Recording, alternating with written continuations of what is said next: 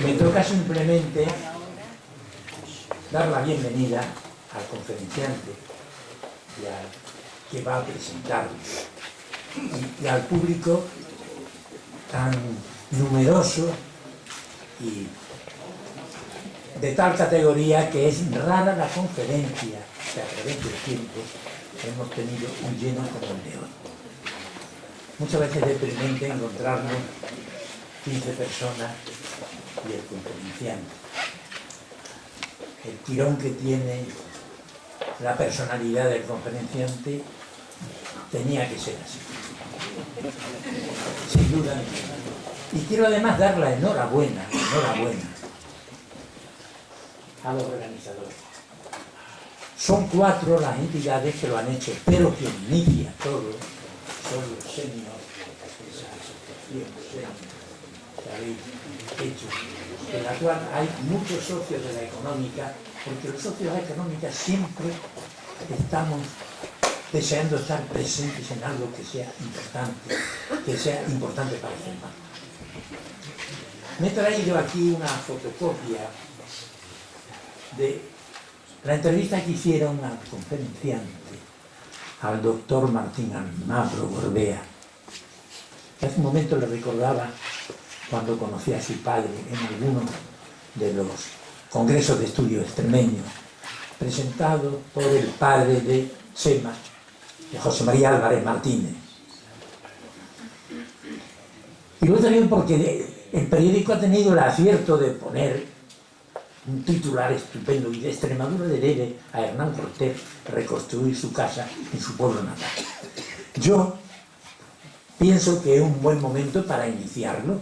Hay personalidades que pueden hacer posible el inicio y sobre todo la terminación, que es lo importante, porque iniciar cosas se puede iniciar, lo difícil es terminarlas. Y no quiero cansaros más. Dar las gracias a la Fundación Caja Badajoz, al periódico Hoy. Bueno, en la económica no tengo que dar las gracias porque somos la económica. Pero la unión hace la fuerza, no hay duda. Cuando se trabaja en equipo es cuando se consiguen las cosas. Individualmente podemos sentir, pensar y creer que vamos a hacer, pero individualmente no hacemos nada. Hay que hacerlo en equipo. Enhorabuena por esta magnífica conferencia que esperamos. Tiene la palabra don José Julián Barriga, entrañable amigo de la prensa y la amistad, para que presente la conferencia. La enhorabuena la compartiremos esta noche todos, porque yo creo que nos sentimos muy honrados por la presencia aquí del profesor Martín Almagro Gorbea, pero el motivo de felicitación es que, bueno, han sido 4 entidades las que han promovido este acto y como dice nuestro presidente, la unión hace la fuerza, y pensar que esta idea de esta conferencia surgió sí del Club Senior de Extremadura, de la Económica de Badajoz. Contamos con la colaboración siempre del diario Hoy y también, por supuesto, de la Fundación Caja Badajoz. Son estas 4 entidades, al fin y al cabo, la sociedad civil, que tan de moda está, la que se han puesto de acuerdo para hacer esto, que es un acto, no me atrevería yo a decir de honra a uno de los extremeños, o al extremeño más ilustre de su historia, pero algo parecido sí lo debe de ser. Cuando tuvimos las primeras noticias de que en Madrid se preparaba una exposición antológica sobre Hernán Cortés y que ésta la preparaba, yo me atrevo a decirlo, un extremeño tan ilustre como Martín Almagro, no es extremeño de nacencia, pero sí de devoción, es hijo adoptivo de Medellín, pues de inmediato se nos ocurrió la idea de cómo acercar la exposición itinerario Hernán Cortés a Extremadura. Y la primera idea era de acercar al comisario de la exposición, al doctor Almagro, a Badajoz, a Extremadura, para que él pudiera de alguna forma hacer la referencia más ilustre o más académica al personaje que conmemoramos y honramos.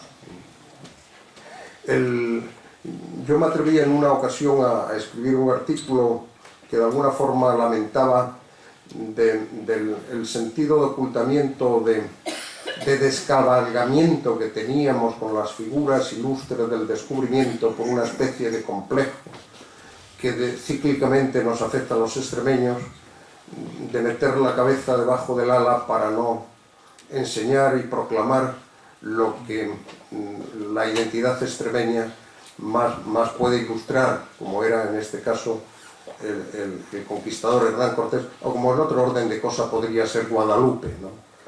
Que son dos grandes asignaturas pendientes, alguna más, pero dos de las grandes asignaturas pendientes que tiene nuestra tierra. La exposición magnífica, antológica, magna, que está abierta en Madrid, que va a estar hasta el mes de mayo, que algunos de ustedes me consta que han visto, sí merece la pena de que de alguna forma organicemos y nos pongamos de acuerdo las entidades, estas 4 entidades, para organizar la visita a Madrid y verla en profundidad como el hecho requiere. Y estamos pensando y de alguna forma los organizadores podremos tomar incluso nota de las personas interesadas, porque allá para mediados de abril, la exposición va a estar abierta hasta mayo, pudiéramos organizar visita guiada a la exposición, como digo, de Madrid. Del conferenciante yo tengo muy poco que decir, porque ya he visto que la mayoría de ustedes le saludan y lo conocen, ¿no? Sí, en cambio, reseñar 2 o 3 cuestiones de su biografía académica y profesional. El doctor Martín Almagro Gorbea, como ustedes saben, es catedrático de la Universidad Complutense, es académico de la historia, de la Real de Historia, y es una de las personas más prestigiosas que tiene la arqueología a nivel europeo, no a nivel nacional, sino europeo. Y aunque sea una opinión particular, pero yo creo que ustedes compartirán, o las personas que conozcan un poco la trayectoria del doctor Almagro, el doctor Almagro ha puesto en situación y ha puesto en el reflejo de la más ilustrado de la historia de la arqueología a Extremadura.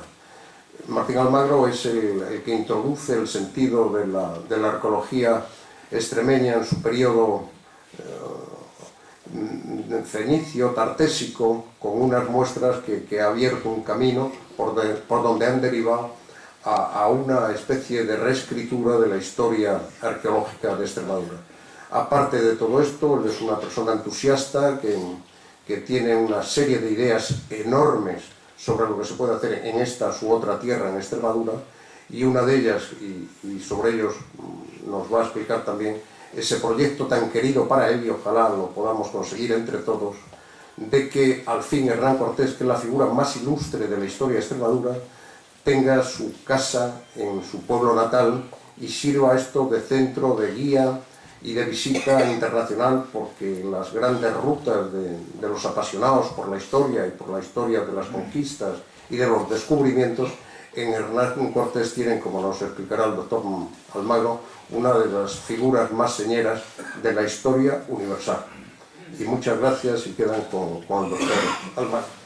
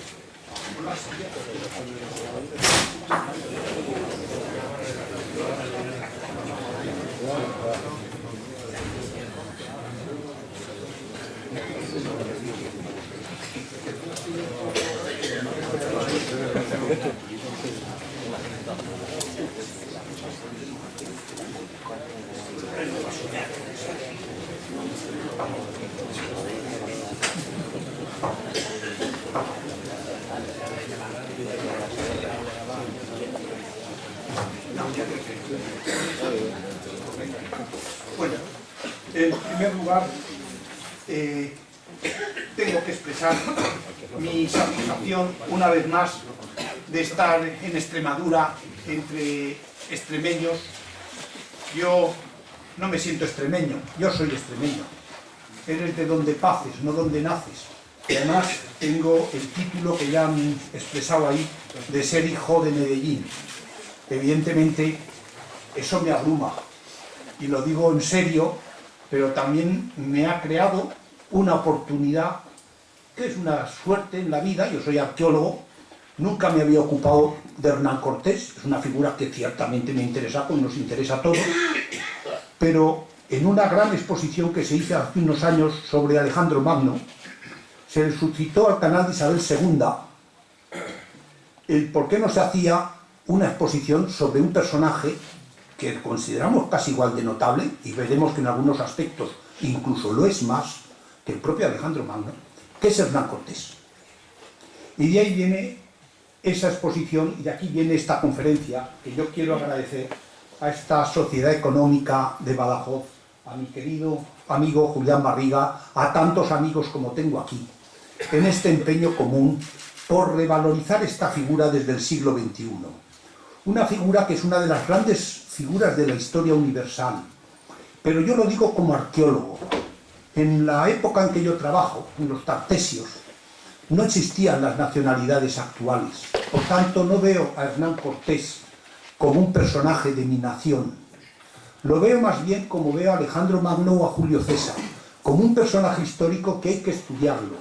Y lo vamos a estudiar no tanto en su biografía, que estoy seguro que muchos de ustedes, la mayoría de ustedes, conocerán incluso mejor que yo, porque es coterráneo, porque se han interesado más, porque yo me dedico a otros tiempos, sino sobre todo por lo que me ha hecho pensar mi experiencia profesional de arqueólogo.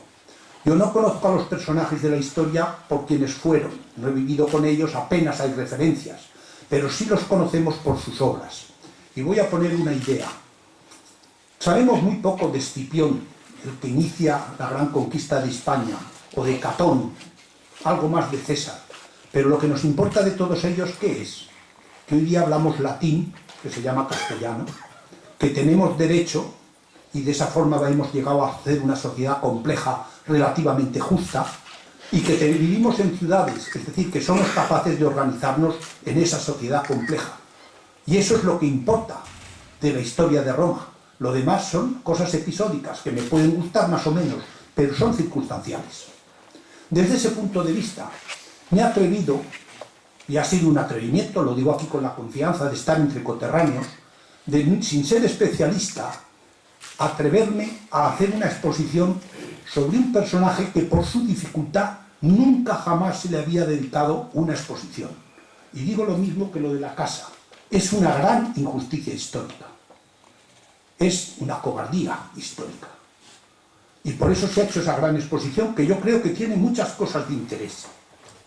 He dejado el guión de lo que yo tenía pensado escribir. Es tal vez un poco largo, no quiero entretenerme en ello.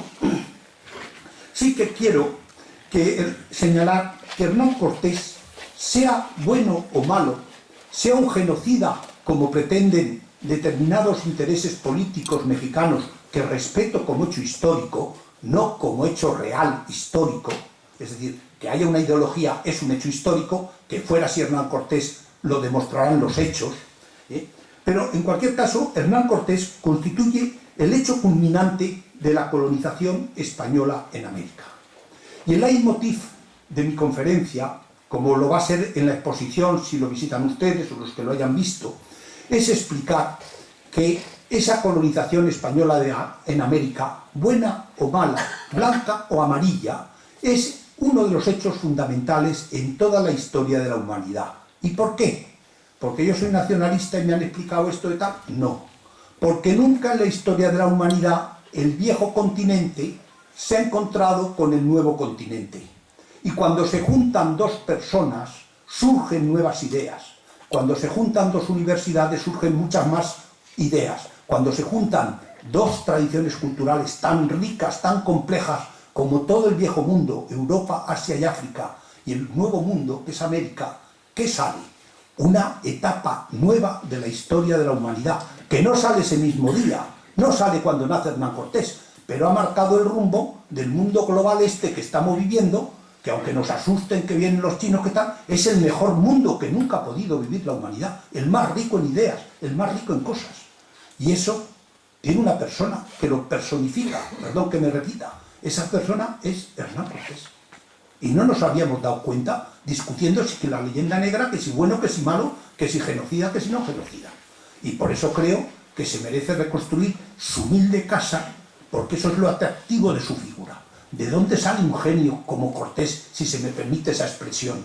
Que no era más que una persona más de Medellín, despierta e inteligente, que encuentra unas circunstancias extraordinarias. Si nace 25 años antes o 25 años después, no lo conocen más que en su casa a la hora de comer, pero en estos momentos, por esas circunstancias, se ha convertido en ese hecho histórico que es fundamental si queremos entender el mundo que vivimos y el mundo que vamos a vivir.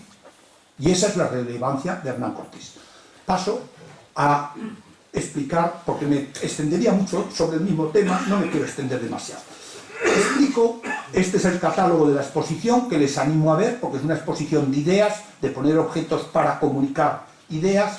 Este es el retrato de Hernán Cortés, un Hernán Cortés, el único que conocemos real es este de Baix, que lo hizo cuando estaba en la corte de Carlos V, vino a documentar cosas en España, y luego tenemos la narración de López de Gómara, que puede servir para ilustrar su figura. Pero esta conferencia, como ya he dicho, no va de biografía.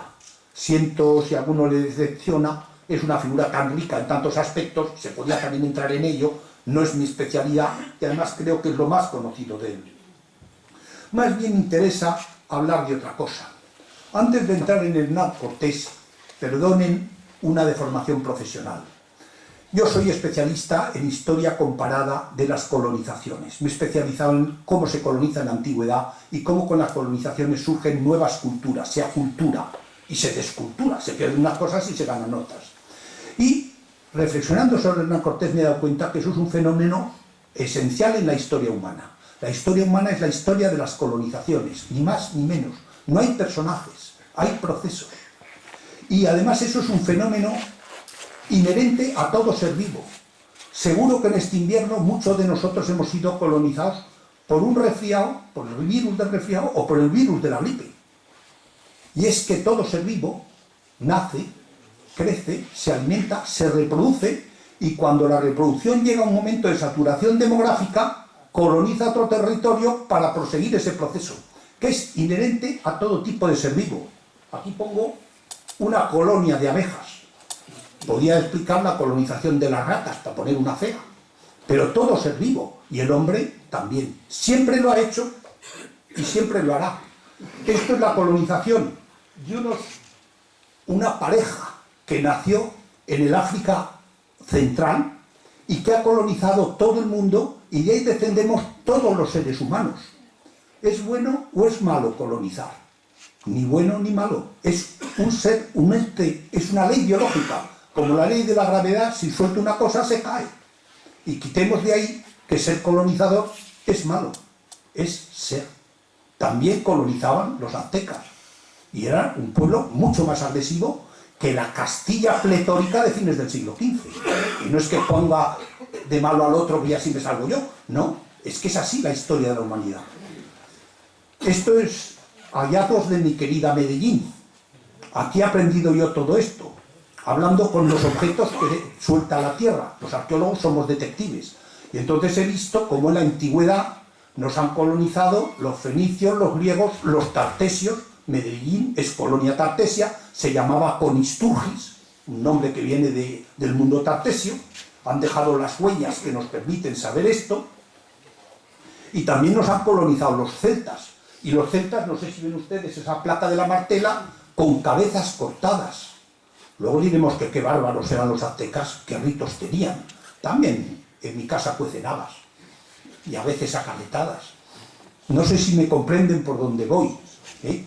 Y entonces los celtas han colonizado Medellín. Y también los bretones con sus berracos. Y también los lusitanos con sus estelas, que hoy día sabemos que los que hicieron las estelas hablaban lusitano, una lengua distinta. Y después llega Roma, que es la colonia por excelencia. Colonizar viene de un verbo colo, que quiere decir poner en producción. Está en relación directa con la necesidad de alimentarse. Y cuando tienes necesidad de alimentarse, buscas otro territorio. Si está libre bien, y si no, a ver quién puede.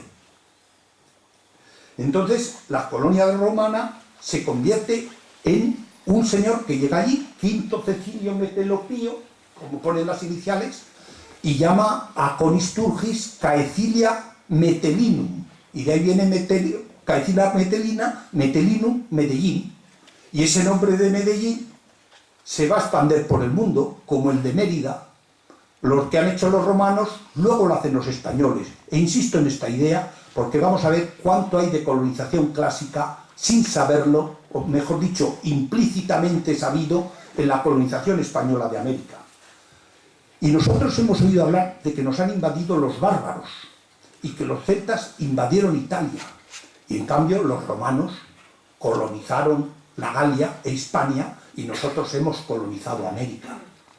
Pero en Italia los celtas fundaron Mediolanum, que es Milán, Bononia, que es Bolonia, y otras ciudades. Entonces, si yo fuera celta, ¿quién coloniza y quién invade? Pues unos invaden y otros colonizan porque es el mismo proceso. Depende del color del cristal con que lo mires. Eso no es ni bueno ni malo, es inherente a la historia. Y si no, somos anacrónicos. Es decir, lo que no puedes hacer en el siglo XXI es hacer las cosas como en el siglo XX. Pero también sería una barbaridad que yo dijera que brutos eran los egipcios que hacían pirámides en vez de hacer aeropuertos. Creo que la historia de Egipto no estaba muy preparado. ¿Me comprende lo que quiero decir? Y entonces, desde esa perspectiva, me he ido acercando. Esta es la colonización islámica. Todavía vigente. Aún está viva. Basta ver los periódicos de estos días. La hablaremos de otra forma, pero de hecho es lo que llamamos una colonización, con los procesos consiguientes de aculturación. Y esta es la impresionante colonización de la Polinesia, una de las más impresionantes de la historia de la humanidad, junto con la española y la que comentaba al principio del Homo sapiens, que han colonizado 40 millones de kilómetros cuadrados en canoas. Es para que se vea cómo esto es general, para bien y para mal. Y es en este contexto donde cuando pones la gesta de Hernán Cortés toma otra dimensión. Y la leyenda negra queda como un hecho histórico muy interesante, pero circunscrito a la guerra ideológica que los países del norte tuvieron contra España y que supieron ganar en el campo ideológico. Y que nosotros hemos asumido por pobreza de estudio y por pobreza de mentalidad. Después de esta introducción sobre lo interesante que es la colonización y el hecho colonial, ni bueno ni malo, por lo menos yo no lo enjuicio, simplemente lo observo como hecho que ha ocurrido. Otro aspecto interesante es plantearse de dónde surge una figura como Hernán Cortés. Pues ha surgido de un Medellín tantas veces conquistado y colonizado. Y parece una ironía de la historia, una ironía del destino, que de un pueblo tan colonizado y tan conquistado haya salido quien tal vez sea, junto con Alejandro Magno y a veces por encima, el mayor conquistador de la historia. Pero es que si en vez de Medellín nos vamos a cualquier otro pueblo de cualquier otro lugar del mundo, si se hace el análisis de su historia, el proceso sería semejante. Entonces, ¿qué particularidades tiene Medellín? Tiene Hernán Cortés. En primer lugar, nace en una Castilla de fines del siglo XV. En esos momentos, nace hacia el 85, en 92 se conquista Granada y detrás viene la unidad peninsular. Castilla y Aragón se convierten en la España pletórica que va a ser la hegemonía dominante en Europa durante 200 años. Y ha vivido esas guerras y ha vivido otras guerras aún peores. Recuerdan ustedes que Cáceres tiene todas las torres desmochadas. Ese era el ambiente de ese feudalismo previo a que el Estado ponga orden, los reyes católicos. Y en eso le ha creado un ambiente guerrero que era consustancial a la sociedad. Estaban acostumbrados a vivir así. Y eso era ese mundo. Y junto a eso hay otro hecho para mí más determinante, porque guerreros había muchos. Y es que él pasa por Salamanca y por Valladolid. Y por Salamanca parece que no hace estudios regulares, y esto se lo dedicaría a todos mis alumnos. Pero qué casualidad, aprende latín y debió leer la Guerra de las Galias, que es incunable que les pongo ahí. Y cuando hace la conquista de México, es el único conquistador de la historia, ni siquiera Alejandro Magno, el único junto a Julio César, que ha dejado escritos sus hechos. ¡Qué casualidad! Era un humanista, sin ser un gran humanista, pero había captado ese ambiente. Y además no solo eso, va a poner en práctica las tácticas de César, de saber dividir al enemigo y aliarse con el enemigo de mi enemigo, y esa va a ser la clave de su triunfo en México. Es decir, ha leído la Guerra de las Gallias entendiendo la Guerra de las Gallias, cosa que no entendemos el 90% de los especialistas que nos dedicamos a estudiar la Guerra de las Gallias. No sé si me comprende. Eso demuestra una mentalidad muy abierta y muy despierta. Y lo mismo podría decir de los hechos de Alejandro Magno. Y cuando llega el caso de Otumba, donde 400 personas derrotadas, que vienen de la derrota de la Noche Triste, 500 escasas, sin comer varios días, perseguidos y quedan copados y rodeados, lo lógico es que perezcan debajo de varias decenas de miles de enemigos.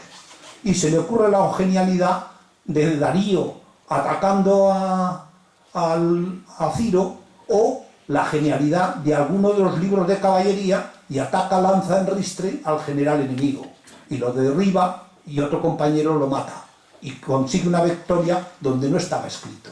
Eso es saber leer y eso es saber entender la historia, que no es lo que hago yo explicando lecciones aburridas a tíos que se aprenden lecciones de memoria.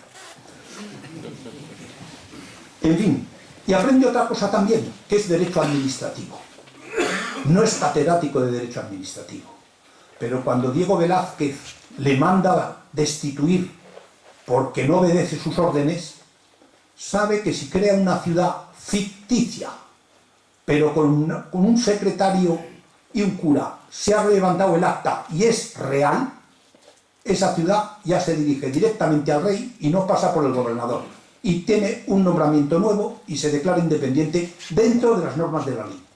Eso es otra genialidad de saber derecho sin tener titulación de derecho. Creo que con estas dos anécdotas, y no voy a entrar más en temas bibliográficos, se comprende lo que es el interés. Se ha debido soltar esto, a ver qué pasa. Pues ahora no me funciona, siempre tiene que haber algún happening por aquí.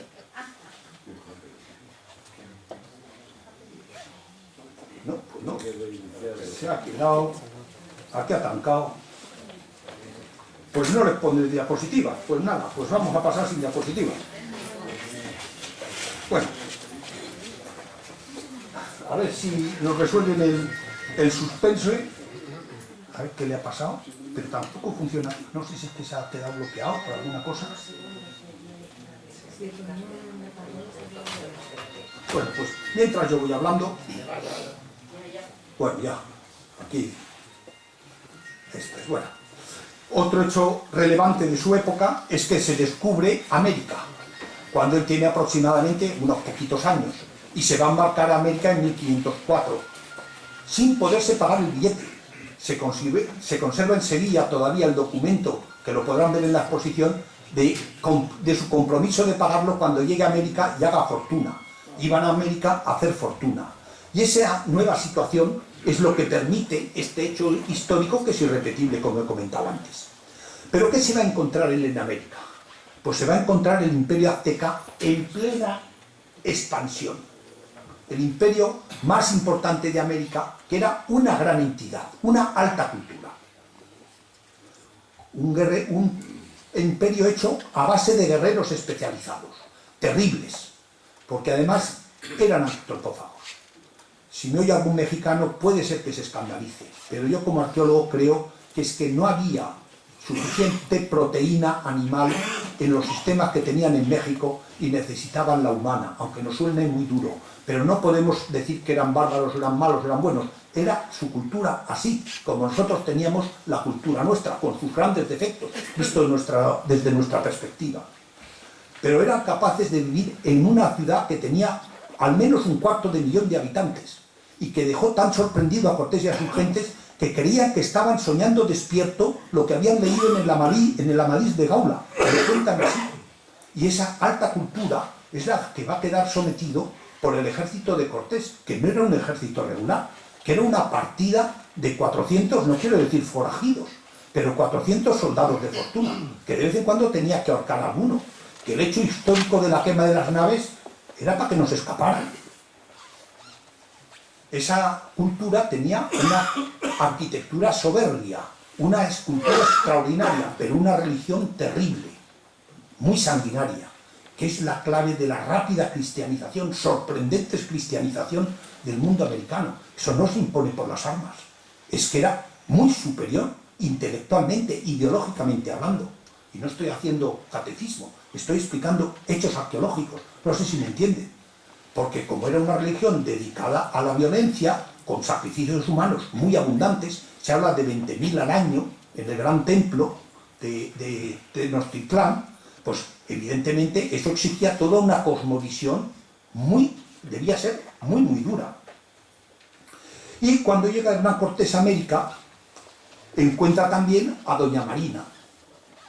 Y eso es sabe convivir, vivir y hacer a esa señora su mujer, en una situación de frontera. Luego en la sociedad estatutaria que vivían entonces, eso no se puede mantener, la casa con un amigo, todo eso nos parece una aberración, es verdad, pero es de la época. Piensen ustedes en Enrique VIII, el fundador de la Iglesia de Inglaterra, para hacer comparaciones en la época, sin enjuiciar, si se quiere ser buen historiador, simplemente explicarlo. Pero esta mujer va a ser su inteligencia en sentido militar, es decir, la que le va a permitir entender lo que sabe el enemigo y lo que saben los aliados, que va a ser un instrumento mucho más eficaz que los instrumentos políticos y el armamento que tiene Hernán Cortés.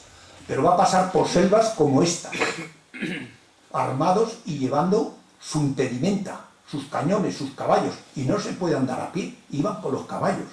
Y van a pasar por zonas desoladas, eso sí, con esos grandes volcanes que me recuerdan, multiplicado por 4, estos paisajes de Extremadura, donde el Cerro de Santa Cruz, el túmulo de Trujillo, en Pirabete, te van marcando el horizonte. Eso lo llevaban como extremeños y sabían orientarse en esas tierras de esa manera. Y va a hacer esa épica que pasa muy rápidamente, va a derrotar a los tlaxcaltecas y se van a convertir en sus principales aliados. Y esta es la conversión de los tlaxcaltecas, que todavía se conserva su pila, cómo se parece a la del propio, la que se supone donde se bautizó en la iglesia de San Martín a Hernán Cortés. Es lo mismo, es la primera pila bautismal de América. Son cosas emotivas que están por ahí. Los tlaxcaltecas le ayudan en la logística, en el transporte, y entonces va a atacar Cholula, donde le hacen una encerrona, se sabe, no tengo tiempo de extenderme. Y es una de las pruebas del genocidio de Hernán Cortés. Sí, se habían aliado con los aztecas para matarlos por la noche.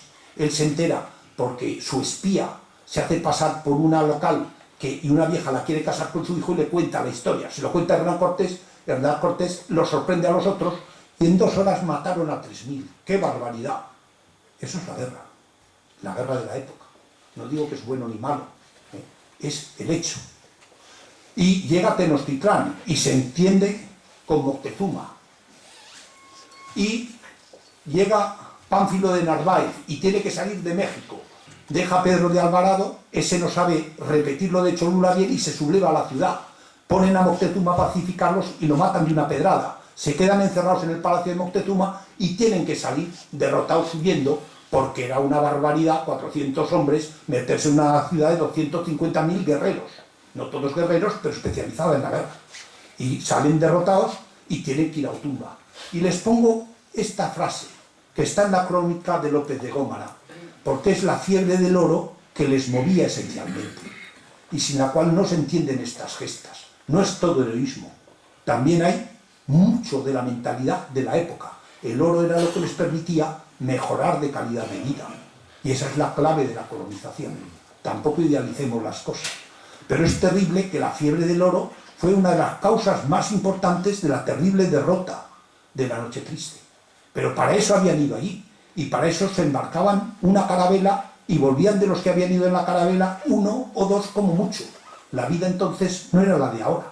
Y estamos en tiempos críticos. Y llega la Noche Triste y después de cargarse de oro, pues se ahogan en los canales. Y una de esas garras encontrada en uno de los canales que se ha enterrado es la que les pongo aquí y podrán verla en la exposición. Para mí uno de los elementos más relevantes desde el punto de vista histórico como arqueólogo. Y la columna que deja detrás cuando cuando derrota a Pánfilo de Narváez, porque él va corriendo, en 2 días hace cerca de 600 kilómetros, no sabemos cómo, en 3 días, para sostener la situación, que no llega a hacerlo, van las mujeres, los niños, los heridos, los enfermos, protegidos por 5 de a caballo, 40 peones y 300 tlaxcaltecas, y en un estrecho donde no pueden cabalgar, ya lo saben los aztecas, caen sobre ellos, los cogen prisioneros y durante 6 meses los están sacrificando y comiendo en los banquetes rituales de este santuario, y lo que ven ustedes ahí es cráneo de hombre, cráneo de mujer, cráneo de hombre, cráneo de mujer, de españoles, de esa columna. Y están sacrificados los niños, los perros, los caballos y los burros, todo lo que llevaban. Eso también es impresión, y no digo que sea bueno ni malo, era esa guerra. Y cuando llega Hernán Cortés y se restablece en Tlaxcala, antes de entrar en Tenochtitlán, manda a su mano derecha Gonzalo de Sandoval, otro metelinense ilustre, a que castigue esa ciudad, y entra por el camino de la ciudad matando mujeres y niños, y cuando se cansa, al resto los marca con hierro y los vende como esclavos de guerra. Era así en la época. Lo que no podemos es ser anacrónicos, decir que los egipcios hacían pirámides en vez de ferrocarriles, pero la cosa es de esa forma. Y aquí, si no tuviera muy mal de tiempo, les dejaría leer esto, simplemente que vean cómo lo sacrificaban, y lo cuentan con la naturalidad con que se cuentan los partes de baja, con perdón, porque sabían a lo que iban y sabían lo que estaban arriesgando. Y organiza uno de los ataques más inteligentes que hay, el primer ataque anfibio planificado como tal en la historia. Manda a hacer unos barcos en Tlaxcala, los lleva por encima de los montes a lomos de los indios, como pueden ver abajo, y finalmente, gracias a que limpia el lago, puede entrar en Tenochtitlán después de 8 meses de lucha.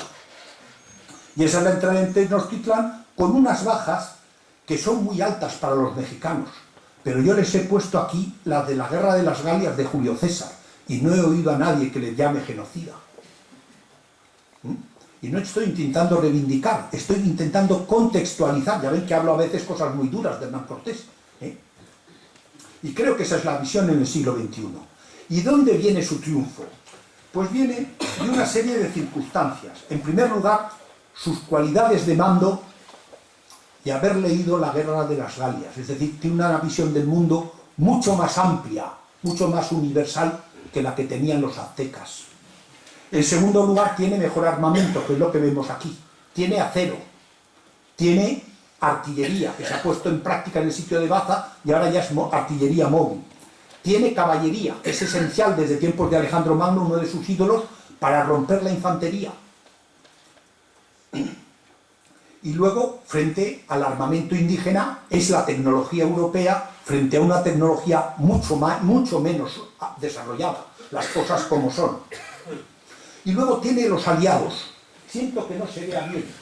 Es el famoso lienzo de Tlaxcala. Es una tela de 5 metros de alto por 2 de ancho, que sus aliados mandan en imágenes contando la historia de Hernán Cortés, no por Hernán Cortés, sino por ellos mismos, porque se consideraban copartícipes de la lucha contra los aztecas. Y este maravilloso documento, que se ha perdido, pero hay copias, nunca lo hemos estudiado los españoles. Y es una historia paralela a la de López de Gómara, solo que en imágenes. Y no sabemos ni que existe, si me permite la expresión. Yo me he enterado montando esta exposición y casi de casualidad. Y están contando cada una de las escenas. Esto viene de ahí, por ejemplo. Y gracias a eso está también el interés de la figura de la Malinche, que es su asesora, lo que he comentado antes. Y aquí, no sé si se ve, sí, sería la comparación, no entro más en batallas, entre Hernán Cortés con Julio César y con Alejandro Magno, que eran sus modelos, como indican sus historiadores. Y esta comparación, que nunca puede ser objetiva, porque los ambientes son muy distintos, las épocas también, sin embargo, no le deja mal parado. Tanto Alejandro Magno, que era hijo de un rey, ha aprendido estrategia desde el principio, era militar de formación y de vocación desde niño. De César podemos decir lo mismo, aunque fuera en la República Romana, era de clase senatorial, él no, él lo aprende por intuición. Ellos dirigen, uno, las famosas legiones romanas, otras las famosas falanges macedónicas. Él lleva una partida de 400 partidarios. Cuando se va a ver el número de bajas, el que menos bajas ha tenido, a pesar de la noche triste, ha sido Hernán Cortés.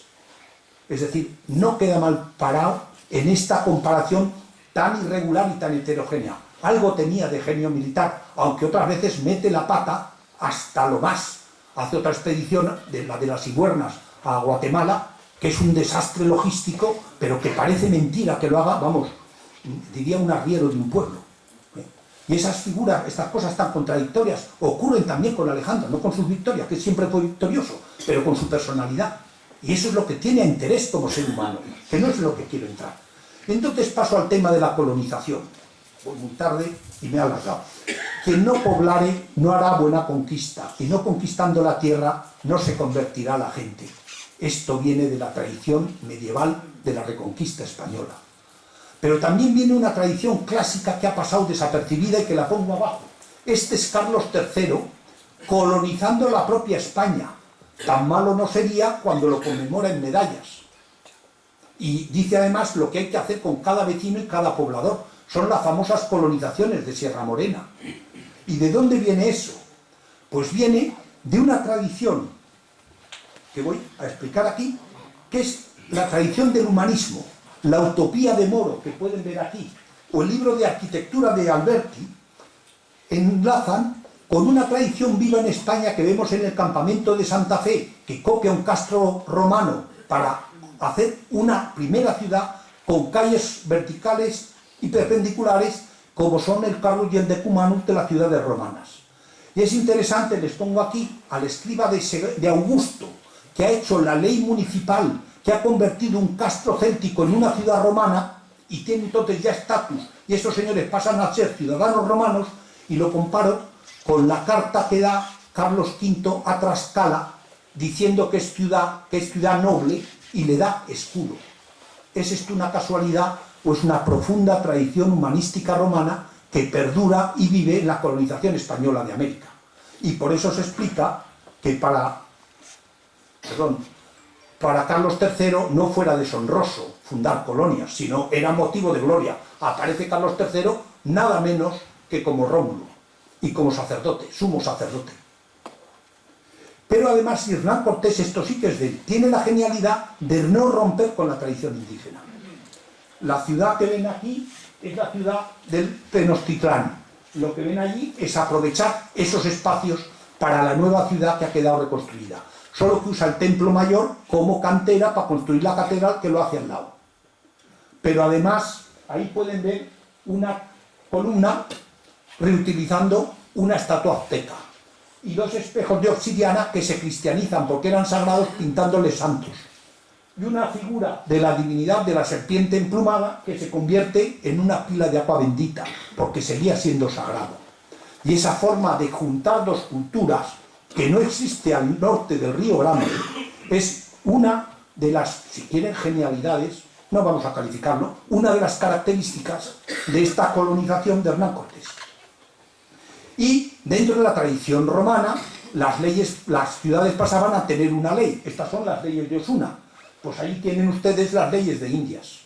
Y debajo me he permitido poner el Códice de Osuna, que es condenar a un español porque abusaba de los indios. Es cierto que con la corrupción que había, muy pocos lo hacían. Eso, como pasa ahora, que nos ha ocurrido con el tema de los bancos y todas esas cosas. Siempre los ricos son ricos, los pobres son pobres. Hay que luchar porque no sea así, pero eso funciona así. Y mucho más en aquella época. ¿Sí? Y hay otro hecho también muy interesante. Me tocó una vez ir a Monterrey a explicar las actas del ayuntamiento. Los pueblos de México pasan a tener actas de ayuntamiento. Son ciudades regidas por leyes. Eso no existía antes. Y es el cambio que ha dado Roma en España, en época romana, y nosotros hemos llevado a América. Es lo que representa Mérida, y de esa tradición sale la espléndida México del siglo XVIII, que era la ciudad de los palacios según Humboldt, y que solo rivalizaba con París y San Petersburgo. Y eso no es México que ha creado Hernán Cortés, perdón, que ha hecho Hernán Cortés, es la creado. Esto llega después, pero ha puesto la semilla. Y entonces él alcanza en su vida final el título de marqués, tiene su palacio en Oaxaca y se dedica con un hábito que tiene dentro a hacer expediciones como las Molucas, como descubre el Mar de Cortés, el actual California, la desgraciada expedición de las cigüeñas, otras más aceptadas por México, es decir, sigue siendo un hombre de empresa. Lleva la caña de azúcar, lleva los animales, pone en producción, pero todo esto, al mismo tiempo, hay que verlo también dentro de la leyenda negra. También hay aspectos negativos. Y surge el padre Las Casas, con su famoso libro de la destrucción de las Indias. Surge también el padre Francisco de Vitoria, que crea el derecho de gentes, lo que se usa actualmente, que da base a la ONU. Eso lo ha creado un español y nosotros somos conscientes de ello. Es consecuencia de estas peleas teológicas y reales de que la conquista tenía muchos defectos, pero había otros que querían mejorarlo. Y eso es un hecho también distintivo de esta colonización. Búsquenlo en la de Australia, búsquenlo en la de Estados Unidos, a ver si hay algo parecido. Y evidentemente sí que existían aspectos negativos en la leyenda negra. El aperreamiento, pues claro, usaban, claro, ¿no? Es durísimo, usaban los perros para castigar a los indios que no les gustaba o que creían que hacían cosas mal. Y luego, otro de los elementos que ayudan a Hernán Cortés en la conquista es la epidemia de viruela que trae de África un esclavo negro y que se difunde y hace más mortandad que todas las armas europeas. Es la situación de la época. Y ya voy terminando, porque se pasa el tiempo muy deprisa. Lo mismo que transforma la ciudad de Tenochtitlán en esa impresionante ciudad de México, es más monumental, tiene más palacios que ninguna ciudad española. Los que tengan la suerte de conocerlo, está muy desvirtuada, pero ahora que están revalorizando el centro histórico se ve, pero aún así, con un poco de ojo de arqueólogo te das cuenta que todo el centro es una ciudad impresionante, monumental. Solo se puede comparar con Roma, tiene más palacios que Florencia, para que se hagan ustedes idea. Humboldt, que la alaba tanto, era un anti-español, era un calvinista anti-hispano, anti-mediterráneo, y sin embargo se da cuenta que no tiene rival. Pues vamos a ver también lo que pasa con el Imperio Azteca, que es al cual le llama la Nueva España, de tan bonito y tan hermoso que lo conoce. Ahí llevan en primer lugar la cristianización. Ya he dado mi visión y les pido perdón por si ha sido casi irreverente de arqueólogo explicar que es que la religión era mucho más eficiente que la de la cruel religión de los aztecas. Tiene un éxito impresionante. Todavía el pueblo mexicano es profundamente religioso. ¿De dónde viene eso? Pues sum cuique tribuere, que decían los latinos, a cada cual lo que le corresponde. Pero también va a ser la primera cultura multirracial que se reconoce como tal. Y además con un hecho muy interesante. Son los cuadros de castas que pueden ver en el Museo de América en tantos sitios. Saben que el negro que se casa con una blanca sale un mestizo, el mestizo que se casa con una india sale no sé qué, si ese se casa con otra tal, sale el salto atrás. Es decir, son un experimento vivo, de lo que hoy día se ve en el metro en Madrid, pero hace 20 años era absolutamente desconocido en Madrid. Y es una sociedad de castas, pero cuidado, también de clases. La india rica, la hija de un cacique, descendiente de Moctezuma, solo se casa con la alta nobleza española. Y un español que llega a México llega desclasado. Luego podrá hacer dinero y subir para arriba. Pero eso, díganme ustedes si no es la primera experiencia del mundo global actual y el que vamos a vivir en los años sucesivos.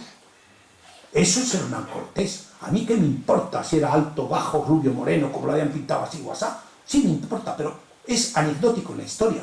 Esto no. Esto marca un paso que nunca más para atrás dará la historia de la humanidad. Y digo lo mismo en saber aprovechar los recursos indígenas. Continúa la economía indígena, desde luego controlada por los que se han puesto arriba. ¿Qué pasó en la colonización romana? Pues probablemente lo mismo, aunque no tengamos una documentación tan eficiente. Y esa base de la economía va a ser la base de la subsistencia de México. Rápidamente las pérdidas de la conquista, las pérdidas humanas, demográficas, se superan enseguida.